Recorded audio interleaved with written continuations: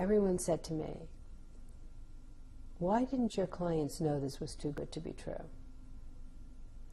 And I'm convinced that right after Madoff confessed, SIPC figured out what its strategy was because they knew they didn't have enough money to cover this. And there was a history of people in Congress writing to the SEC and SIPC saying that SIPC is grossly underfunded, that it won't be able to handle a major liquidation and something has to be done about it. And Wall Street never wanted to do anything about it because it was getting a product which was enabling them to generate billions of dollars in profits, and they weren't paying for it. Product being, you are insured, when indeed we're learning you are not. You are insured, sucker. Come in and give us your money, and we'll take care of it for you, up to $500,000. And then they weren't paying for the insurance, and then the insurance wasn't there.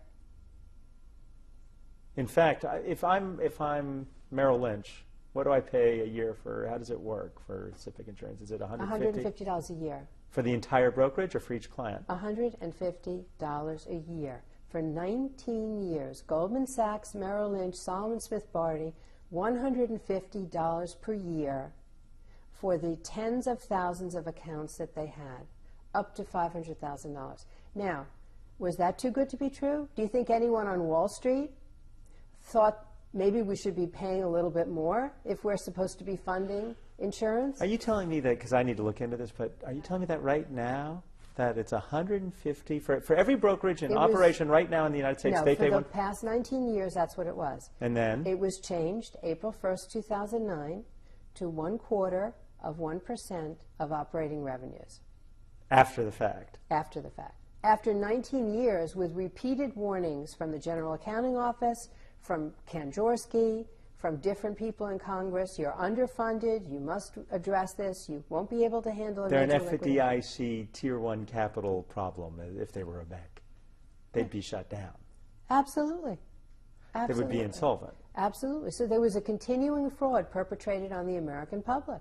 So when critics, and I hear it all the time, all these investors, it was too good to be true, what you're saying is, excuse me, Wall Street. Exactly. Exactly.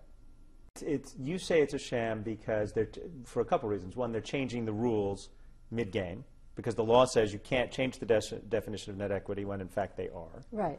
And in order to rename, you know what the best analogy is? Let's say you have a house and you pay for homeowner's insurance on a replacement basis. So your house is worth $2 million and you're paying insurance for replacement basis insurance. And then you have a total loss. And you go to the insurance company and they say, we're not paying $2 million because you bought that house in 1953 for $75,000 and that's all we're paying you. That's exactly what Irving Picard has done. He advertised, SIPC advertised, you have replacement insurance up to $500,000, and then all of a sudden, after the loss, they say, oh no, it's not replacement insurance, it's only your net investment, going back generations. One of the key issues that the courts will ultimately decide is net equity on day one when you go in, or is it on the last day when whatever happens? The courts will have to decide whether when Congress passes a statute, it's enforceable, or whether the SEC can decide they don't want to enforce it. They want to change it. But from my simpleton understanding, what is being argued here is if I put $1 in 1970, and in 2009, when it collapses, it's worth $10. What is my equity, the 10 or the 1?